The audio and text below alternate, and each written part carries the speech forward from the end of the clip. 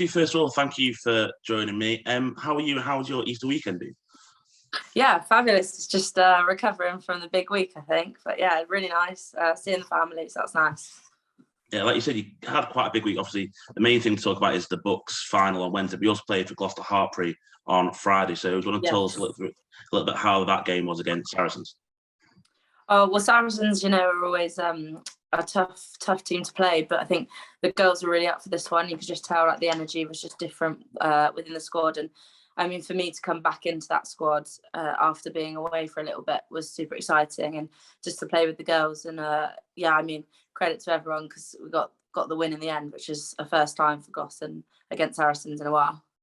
And how tough is it for you having that quick turnaround, obviously finishing playing quite late Wednesday afternoon and then playing pretty much midday Friday? Yeah, so I wasn't just in it on my own. A couple of the other Bucs girls came along and also got a bit of a run out as well, which is super nice to see, especially like seeing them all kind of thrive and come into that Hartpury Academy, especially some of them from just coming into first year. But no, it wasn't too bad. It was a bit of reality. Kind of woke up Thursday morning. I think it all just sunk in a little bit that what we did was quite incredible. And then, got a little message from Sean Lynn saying, "Can you be on the bench for us tomorrow?" And then next thing I know, I'm rocking up to Hartpury on Friday, and having a good time. But yeah, no, it was really good fun, and it wasn't too bad on the body either. Obviously, the main thing we're talking to you about is kind of the Bucs final from Wednesday. Why don't you just give us like a bit of a build up to how the season went up until that final? So obviously, I mean, everyone speaks about it. We had a bit of a rocky start to the season. I think having a lot of new girls in and not a lot of girls at the stage, because obviously we had that break in the season. But I mean, the development that we've had from our team, we weren't missing quite a lot of girls. The squad didn't change a lot throughout the year, but everyone just got better. Everyone did their individual stuff they needed to do. The forwards worked on their stuff, their set piece. The backs worked on really being clinical and being those energizers. And you could see kind of post-Christmas that build that we had in those games running up. I think that Loughborough game, not the semi-final, the one before, the one at home where we beat them by 2 points, I think that was a real turning point for the girls and a real belief that, we can kick on and we can do this. And finishing second and then kicking on to a home semi-final as well was massive for us. But yeah, it was great. The energy was great. Everyone got behind us, and luckily finished the job. Who would you say was some of that kind of the standout players? Obviously, you mentioned a fair few new girls coming in, but who would be some of the standouts for you this season? So Jordan Russell's been really good for us. As a player on and off the field, she has developed massively. I'm quite proud to see her push on into Gloucester. She's changed a lot from September to now and become a real clinical player for us, especially moving into the forwards and then moving from hooker to flank. Amy Dell has been a real good one for us she's been out for a bit of injury, coming in, bringing that experience that she was getting a little bit of time at Gloucester, coming in for us, being really clinical on those line-outs. Another standout in the line-outs was Gabby Scarf. She goes up for us, and I can tell. I don't know a lot about forwards and what they do in the line-outs, but you can really tell that advancement. And then if we look to the backs, our 9, Daisy Smith, wasn't with us on finals day, but her development from start to finish again, especially that's something that I noticed as a 10, her control of the game, her passing, her confidence to go with it and back herself.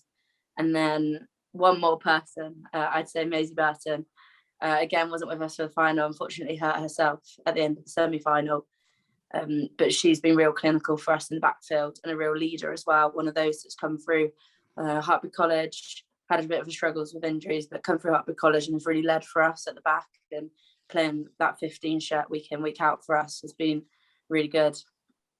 So finals day is captain. How was the emotion kind of changing throughout the game and throughout game day for you? Oh, that game was a bit of a roller coaster. I mean, for the girls and for myself, but I think Edinburgh scoring first was a bit of within the first 5-10 minutes. It was a bit of a reality check for everyone. come on, we're playing the final, they're going to be a hard team. And kind of, throughout it, going into that half time, I think that came when we needed it. Got into that halftime circle, and everyone's heads were down, I would say, but Mo and Beth Ann are great leaders. They got us back up.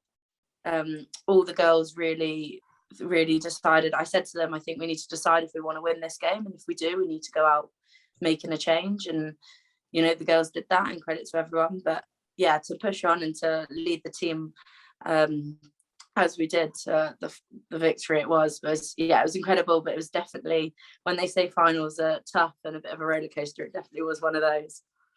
You mentioned Mo and Beth Ann. How important were they, not just on Finals Day, but throughout the season, having two really seasoned internationals leading you as coaches?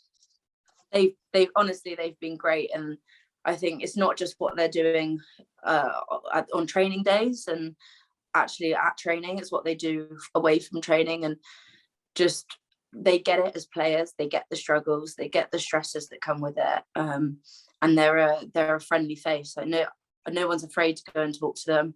No one's afraid to express how they feel, and they're very hot on it as well. Like they'll come up to you, they'll check on you, and I think that's a big part of it. But I mean, to have them both, one England international, one Welsh international as leading our team, it's really incredible, and a lot of the girls really look up to them, as they should, because their knowledge base is incredible. And how important was it for you having a lot of Hartpury fans there on the day, and not just even current Hartpury College girls, but Gloucester Hartpury players, ex-Hartpury girls there as well? It meant the world personally to me and to everyone else. But Hartpury, you might have heard it before, but everyone talks about Hartpury being a little family. But it really is. I've been there since I was 16, and I've made the best friends ever, and that's throughout all, just the Bucs girls, the Gloucester girls, the boys, everyone that's involved. I think we had lecturers there, everyone comes and watches. But having that support on the day and really bringing the noise made all the difference, especially in those dark moments where we really needed something to lift us up. That noise is incredible. But yeah, to have those senior players as well, the Gloucester Hartpury girls come, really shows kind of that link that we have, and how everyone does care about each team. And how nice is it to see that link work? Obviously, yourself stepping up to play for Gloucester Hartpury. Amy Dale's done it a lot. Jordan Russell's been doing it. And obviously, you've got Emma Singh, Mia Venner as well, who are both international. So how nice is that link, and how nice is having that pathway, knowing it's a viable pathway for you? Yeah, 100%. I think it kicks you on. It makes you want to work harder. You've got people to aspire to. We're quite lucky, obviously. Sean Lynn is head coach there, but he gets involved in our training sessions.